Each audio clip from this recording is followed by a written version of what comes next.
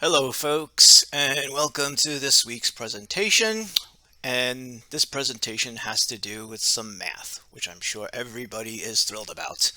However, we will try to make it as painless as possible and go over the highlights during the class lecture. So some of the objectives to cover today are: 1. Summarize the important parts of a drug label. 2. Discuss the math basics, including writing numbers in healthcare and rounding numbers. 3. Define basic units of measure in the household system, meaning the American system, and the metric system, which is pretty much used all over the rest of the world, and convert between measurements of systems. And we'll get some practice doing that during class. Convert between Fahrenheit and Celsius, and vice versa. Perform pharmacology calculations, such as quantity needed for a specific time period, number of tablets per dose, liquid medication doses, and pediatric doses. And learn how to read the calibration markings on various types of syringes, as well as other medication delivery devices. So medical assistants, they're responsible for being absolutely certain that the medication they prepare and administer to a patient is exactly what the provider ordered. Although drugs are often delivered by the pharmacy or supplied by pharmaceutical representatives in unit packaging, the dosage order may be different than the dosage on hand. In this case, the medical assistant must be prepared to calculate the correct dose accurately before dispensing and administering the medication. There's never a margin for error as far as drug calculations. As far as a lot of other treatments go, if you make a mistake in administering a drug, you cannot undo that mistake. Even a minor mistake may result in serious complications to the patient. So, in this sense, the medical assistant must take meticulous care in calculating all drug dosages. So, the first step in safely calculating a drug dosage is to accurately read the label of the drug on hand and determine whether the provider's order and the packaged drug are in the same type of measurement. Some of the information you need to know when evaluating which drug has been ordered are the labels. The labels are typically include the brand name, which is the manufacturer's name for the drug. For example, Cardizem is a brand name for something called diltiazem. The brand name is usually capitalized in bold print, and it's usually copyright protected. The generic name, the drug name used by all manufacturers who make that specific medication. Let's take Tylenol, for example. Tylenol is a brand name of the generic name of acetaminophen. It's all the same drug, and acetaminophen is used in many, many other products. I think basically over 500 on the market. The name's usually printed in lowercase letters and usually appears under the brand name in smaller print. You need to figure out the strength or the amount of drug in the unit dose. For example, how many milligrams of the drug in what kind of volume of delivery system, such as 180 milligrams in 5 milliliters. Each tablet of Tylenol, for example, is usually 325 milligrams. If you administer Tylenol in a liquid suspension for pediatrics, you need to know how many milligrams are in how many milliliters of medicine. So typically 5 milliliters, or what we refer to as a teaspoon, usually contains about 165 milligrams of medication.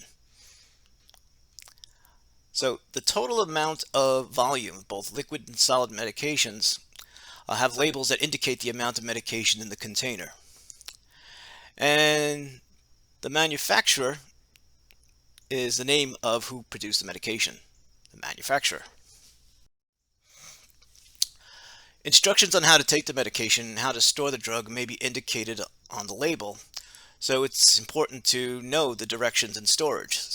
Some medications need to be stored in refrigerators, some need to be stored out of light. You need to know the indications. All medications have expiration dates as far as when they can no longer be used. Now, the expiration date doesn't mean all of a sudden the drug becomes poisonous. It's just the date by which the manufacturer can no longer guarantee it will work. Lot number is important to document. This indicates the batch of the drug the medication came from. The lot number is important to document when giving immunizations or any type of injectable drugs. Some agencies may require that the lot numbers are documented for all medications administered, and that's for legal and protective purposes. And then there's a National Drug Code, which is a unique 10-digit number indicating the product. The National Drug Code is required by federal law to be on all prescription and non-prescription medications packaged in the United States. So now all medical assistants should be able to convert between units of measure. It's also important to be able to accurately calculate medication dosages. This section is going to discuss different types of math problems that a medical assistant should be able to do. Please note that in some states, calculating medical dosages may be outside of the medical assistant's scope of practice. With medications, it is important to be accurate in calculating and documenting amounts. There are 4 rules to follow when writing medication dosages in healthcare. Number 1, follow the number with the correct abbreviation for the unit of measure. Leave a space between the number and the abbreviation. Do not use a period with the abbreviations. Number 2, write a fraction of the dose as a decimal. Number 3, if the dose is less than 1, place a 0 to the left of the decimal point. This reduces the risk of misreading the dose as a whole number. Number 4, do not place a decimal point and a 0 after a whole number. This can be easily misread, and the patient would be given an overdose of the medication. When calculating answers, sometimes the numbers need to be rounded. The following steps and rules describe the process for rounding a number. First, find the place value where you want to end up. Look at the number to the right of the place number. If the number is 4 or below, drop the number to the right of the place value. If the last number on the right is 5 or above, add 1 to the rounded place value and drop the number to the right of the place value.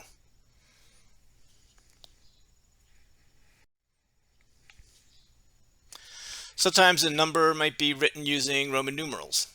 It's a good idea for a medical assistant to be familiar with the Roman numeral system. Although it's very rarely used at this point in healthcare, you'll sometimes see them written in lowercase letters. Sometimes a line may be written above the Roman numeral. You can see some examples here on the slide. So the letter I equals 1, 2 I's equals 2, 3 I's equals 3, an I before a V equals 4, a V equals 5, X equals 10.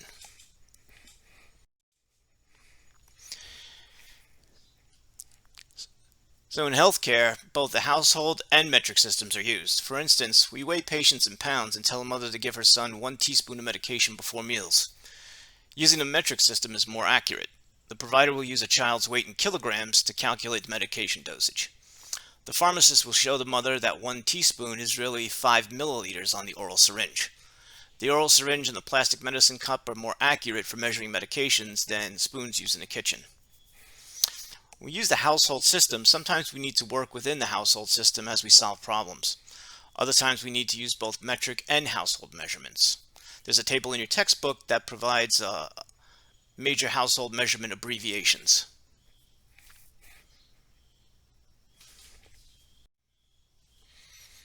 So as you can see here, for weight, 2.2 pounds equals 1 kilogram. 16 ounces equals 1 pound. 3 teaspoons equals 1 tablespoon. That big capital TBS stands for tablespoon. 1 ounce equals 30 milliliters. 1 teaspoon equals 5 milliliters. 1 tablespoon equals 15 milliliters. And 1 ounce equals 2 tablespoons. And 1 ounce equals 6 teaspoons. There are many ways to set up problems when converting between household and metric equivalents. The portion method is one of the easiest techniques. In the portion method, the cross products are equal. The approach is easy if you remember 3 things. 1. Keep the information separate. The problem information is on one side of the equal sign and the equivalent information is on the other. Keep the labels in the same place. The labels should be in the exact same location on both sides of the equal sign.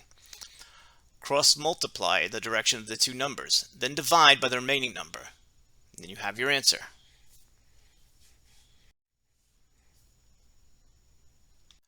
So the metric system is commonly used in healthcare. We use it when measuring medications and wounds. Medical assistants should know how to use the metric system,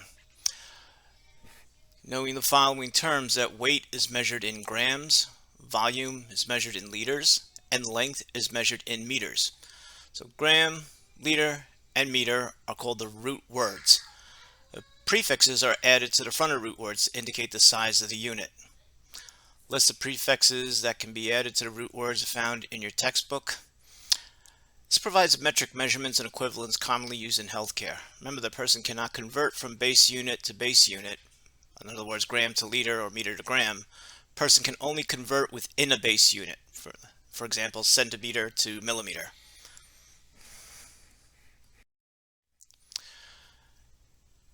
Temperature in healthcare is measured in either Fahrenheit or Celsius. A medical assistant should be able to convert between two units of measure, which we will cover in class. You can also look at this in your textbook. It's not uncommon for patients to call their provider to request enough medication for a trip. It's important for the medical assistant to be able to calculate how many tablets a patient needs for that period of time.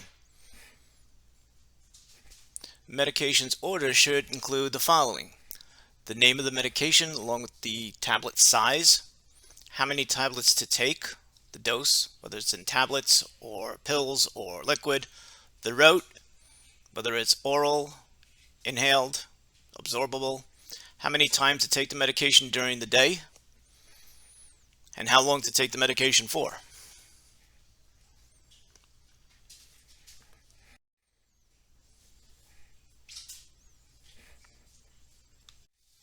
It's common for the provider to give medication orders without a tablet amount.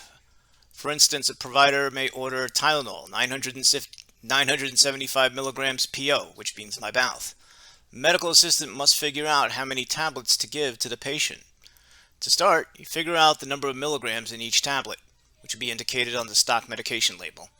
Once the tablet is identified, the medical assistant can calculate the number of tablets required, basically by measuring the number of milligrams in each tablet divided into the order that was given. So 975 milligrams of Tylenol, which comes in 325 milligram tablets, would require 3 tablets to be given. When preparing a liquid medication, you'll see 2 different units of measure on the bottle label. These 2 units include the weight of the powdered medication and the volume of liquid. These units typically used include the following: the weight of the powdered medication, either units, grams, milligrams, or micrograms, and the volume of liquid in either cc's or mLs. For instance, if a bottle label states 50 milligrams per 2 mLs, it means there are 50 milligrams of powdered medication for every 2 milliliters of liquid. Or if you can do the math, 25 milligrams for every 1 milliliter. You have to be able to do some of those conversions from time to time. If a unit label of ordered medication is the same as the stock medication, then the units are considered to match. Sometimes stock's medication measured does not directly match the order's unit of measure. What the medical assistant needs to do is identify if there is a shared base unit between order and the stock medication, change one of the shared unit labels so it matches the order label, and remember that the 2 labels need to match before you can solve the problem.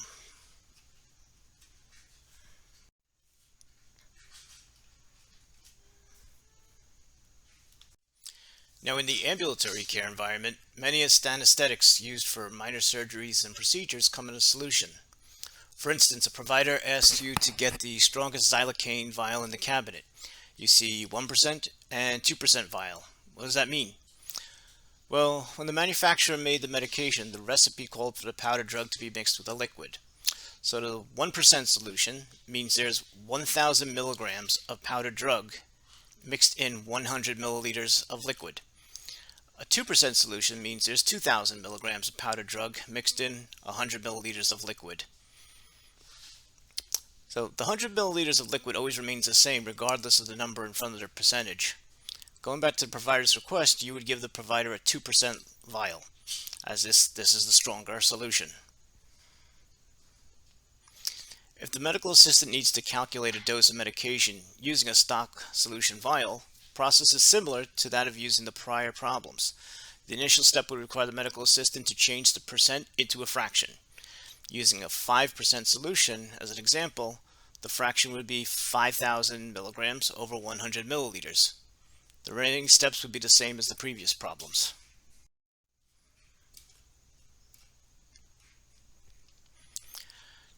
As with all medication calculations, it's important to be accurate for the safety of the patient. It's recommended that 2 people calculate a dose just to be sure of the accuracy. Medication dosages for children are typically based on the children's weight. For this type of problem, the medical assistant needs the child's weight, the drug order, and the information on the stock medication label. For instance, a child's weight is 33 pounds. The drug order of ABC medication is 0. milligrams per kilogram. And the stock medication label states ABC medications is 1 milligram per milliliter. Notice that the child's weight is in pounds and the order is 0.1 milligrams for every kilogram of weight. So the unit of measure for weight is different, one being pounds, the other being kilograms. So first, you need to convert the patient's weight to kilograms. This goes back to converting between the household and metric systems that was discussed earlier in the chapter. Second, you need to calculate the number of milligrams of medication the child needs. Imagine this scenario. A person tells you they have 2 chocolate bars for each kilogram you weigh. How would you figure it out? Simple way would be to multiply the number of kilograms you weigh by 2. You can use the same method to calculate the medication order. The final step is to calculate the liquid medication dose or the number of milliliters you'll give.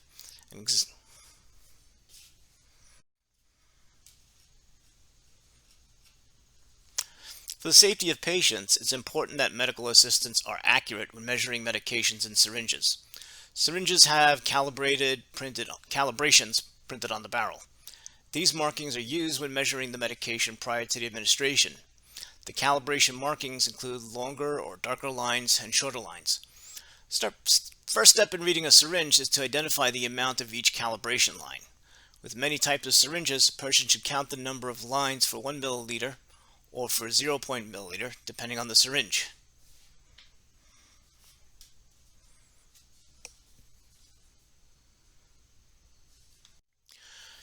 When using syringes, the rubber stopper on the plunger indicates the amount in the syringe. Some rubber stoppers are pointed and others are flat. The top of the rubber stopper that touches the barrel is used for measuring. The part of the rubber stopper should be right on the correct calibration mark. The red arrow indicates the location on the rubber stoppers. So in closing, in some cases the medical assistant needs to teach patients and parents how to read oral medical syringes. These syringes are used to draw up and administer oral medications, usually to young children. When coaching a patient or parent on using an oral syringe to measure medications, it's important for the medical assistant to refer to the provider's order. If the order states 1 teaspoon, the medical assistant should coach this person that this is the same as 5 mLs. Prior to finishing the coaching session, the medical assistant should have the patient or parent draw up the dose ordered to administer if the person understands the procedure. And again, not all states allow medical assistants to calculate medication dosages. It's important that the medical assistant to review the state's scope of practice laws.